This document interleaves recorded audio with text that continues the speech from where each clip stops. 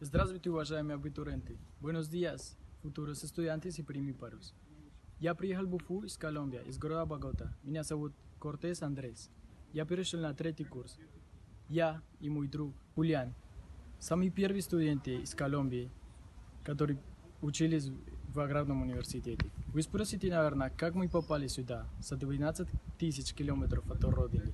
В мою школу приходили организаторы обучения за рубежом и рассказали, что Уфа – это спокойный, тихий и красивый город в России, и что в аграрном университете можно получить экономическое образование. Мы решились и приехали, и не пожалели. У нас большая и дружная группа, прекрасные преподаватели, отличные общежития. Есть все возможности для развития в любом направлении – учебы, науки, спорта и культуры. С 4 лет я занимаюсь музыкой, играю на скрипке, и мне было важно, чтобы я мог продолжать свои занятия и применять их где-нибудь. Я привез с собой свою скрипку и выступаю с номерами волонтерских мероприятий. Я рад, что кроме учебы могу радовать людей своим творчеством. Россия, Уфа, наш факультет всегда будет в моем сердце. Здесь я встретил свою любовь, моя девушка Эльвина. Учится со мной в одной группе.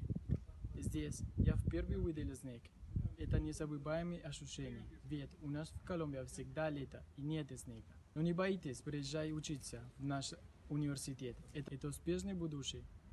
Это правильный